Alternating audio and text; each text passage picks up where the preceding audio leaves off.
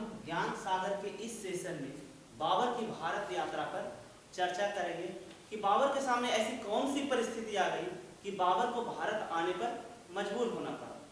बाबर था कौन? तो सबसे पहले यह जान लेते हैं कि बाबर का जन्म 14 फरवरी 1483 ईस्वी को फरगना में हुआ था। बाबर के पिता का नाम उमर शेख मिर्जा था, जो एक तुर्क था। बाबर के पिता उमर शेख मिर्जा एक छोटे से राज्य फरगना का शासक था, यानी राजा था। बाबर के माता का नाम कुतलुग निगार खानम, जो एक मंगोल परिवार से संबंध रखती थी। बाबर की धमनियों में दो वीर परिवारों का रक्त प्रवाहित था। एक तो उसके पिता उमर शेख मिर्जा, जो एक तुर्क थे, और एक तो उसकी माता कुतलुग निगार खानम, जो एक मंगोल थी। इसलिए कहा जाता है कि बाबर की धमनियों में दो वीर परिवारों का रक्त प्रवाहित था। बाबर के पिता उमर शेख मिर्जा की मृत्यु 1494 ईस्वी में हो जाने के बाद बाबर उस समय मात्र 11 वर्ष का था। बाबर मात्र 11 वर्ष की अवस्था में 1494 ईस्वी में फरगना का राजा बना।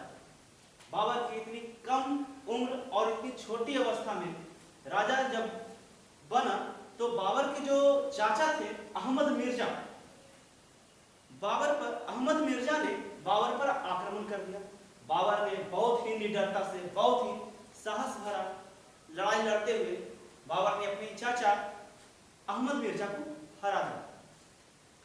बाबर अभी कुछ दिन ही फरगना में शासन किया था कि जो बाबर की माता जो कुतलुग निगार खानम थी, जो एक मंगोल परिवार से थी। कुतलुग निगार खानम यानी बाबर की माता की जो मायके थी, यानी बाबर का जो ननिहाल था, वह समरकंद था। बाबर अपनी माता कुतलुग निगार खानम के लिए अपनी मायके या बाबर के ननिहाल का स्थान समरकंद को जीतना चाहता था। बाबर समरकंद को जीतने के लिए बाबर ने 1496 ईस्वी में समरकंद पर आक्रमण किया। बाबर इस आक्रमण में तो असफल न हुआ, बाबर इस युद्ध को नहीं जीत सका, लेकिन बाबर ने पुनः पलटवार करते हुए 1497 ईस्वी में समरकंद पर फिर से आक्रमण किया और इस युद्ध में बाबर समरकंद को जीत लिया। बाबर अभी समरकंद में 100 दिन ही राज कर पाया था, यानी बाबर अपने राजपाट समरकंद में भी जमा ही रहा था कि उसके पिता के जो राज्य था, जो पहले बाबर राजा बना था फरगना का, फरगना में विद्रोह हो गया। बाबर को जैसे ही पता चला कि फरगना में विद्रोह हो गया, उसने समरकंद को छोड़कर अपने कुछ निजी सैनिकों को सौंपकर वह फरगना के विद्रोह को दबाने गया। लेकिन बाबर फरगना के विद्रोह को नहीं दबा सका।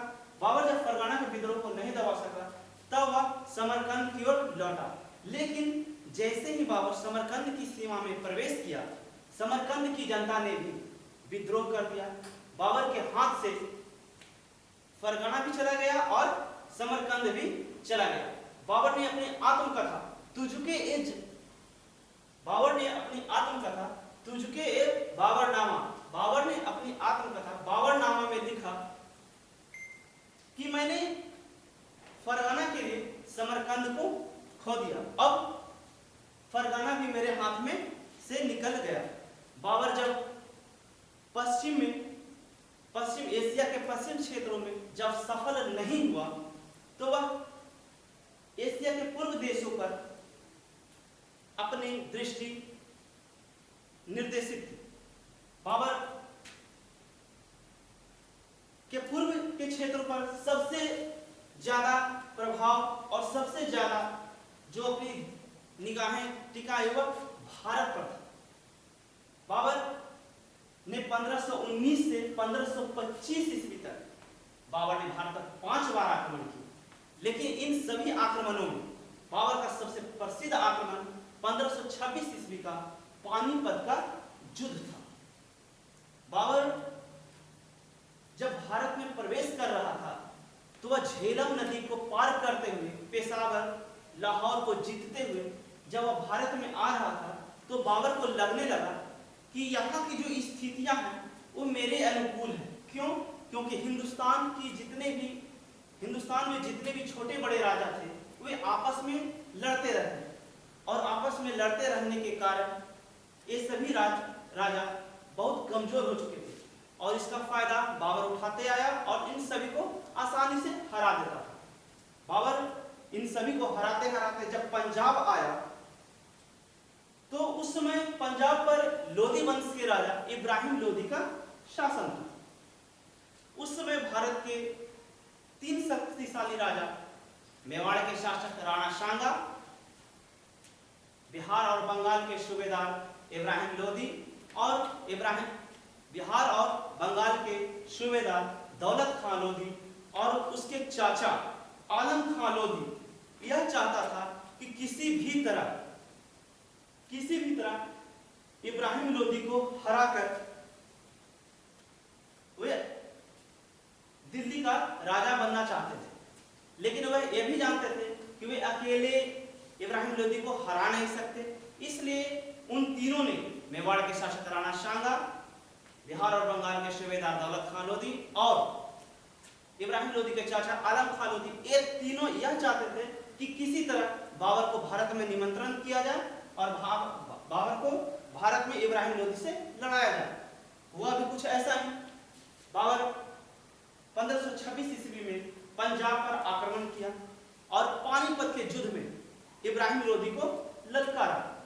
जब पंजाब पर हुए आक्रमण का जवाब देने के लिए इब्राहिम लोधी जब पानीपत के युद्ध में मैदान में आया तो उसका साथ देने के लिए, यानी कि इब्राहिम लोधी का साथ देने के लिए उसका दोस्त, उसका मित्र ग्वालियर के हिंदू राजा विक्रमजीत सिंह भी उसके साथ आए।